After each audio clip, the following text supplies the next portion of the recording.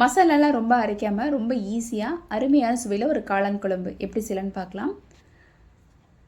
ரொம்ப ஈஸியான ரெசிபி தான். கண்டிப்பாக ட்ரை பண்ணி பாருங்கள். பேனில் எண்ணெய் சேர்த்துக்கோங்க. எண்ணெய் சூடானதும் சோம்பு, சீரகம், கொஞ்சமாக கல்பாசி, ஒரு சின்ன துண்டு பட்டை சேர்த்துக்கோங்க.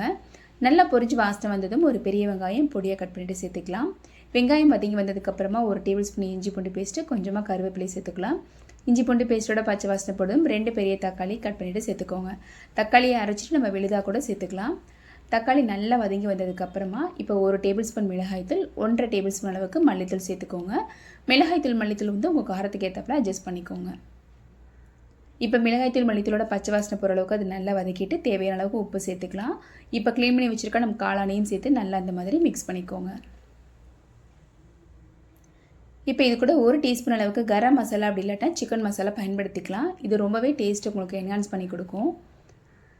இப்போ இது எல்லாத்தையும் சேர்த்து நல்லா இந்த மாதிரி மிக்ஸ் பண்ணிவிட்டு குழம்புக்கு தேவையான அளவுக்கு தண்ணி சேர்த்து ஒரு 5 நிமிஷம் இதை அப்படியே நல்லா கொதிக்க வச்சிடலாம். இதுக்கு நடுவில் கொஞ்சமாக துருவின தேங்காய், 1 டீஸ்பூன் அளவுக்கு சோம்பு, ஒரு சின்ன டீஸ்பூன் அளவுக்கு கசகசா சேர்த்துக்கலாம். விருப்பப்பட்டிங்கன்னா 2-3 முந்திரி பருப்பு கூட இது கூட சேர்த்து அரைச்சிக்கலாம். அரைச்சி விழுத கொதிச்சிட்ருக்க குழம்பு கூட சேர்த்து நல்லா மிக்ஸ் பண்ணிவிட்டு ஸ்டவ்வை மீடியம் ஃப்ளேமில் வச்சு மறுபடியும் ஒரு 5 நிமிஷம் கொதிக்க வச்சு ஆஃப் பண்ணிங்கன்னா ஒரு அருமையான சுவையில் காளான் குழம்பு ரெடி ஆகிடும். ரொம்ப ஈஸியாகவே செஞ்சு முடிச்சிடலாம். இது இட்லி, தோசை, சாதம், சப்பாத்தி எல்லாத்துக்குமே ரொம்பவே சூப்பராக இருக்கும். ஸோ கண்டிப்பாக மிஸ் பண்ணாமல் நீங்களும் இந்த ரெசிபியை ஷேர் பண்ணி பாருங்கள். தேங்க்ஸ் ஃபார் வாட்சிங்.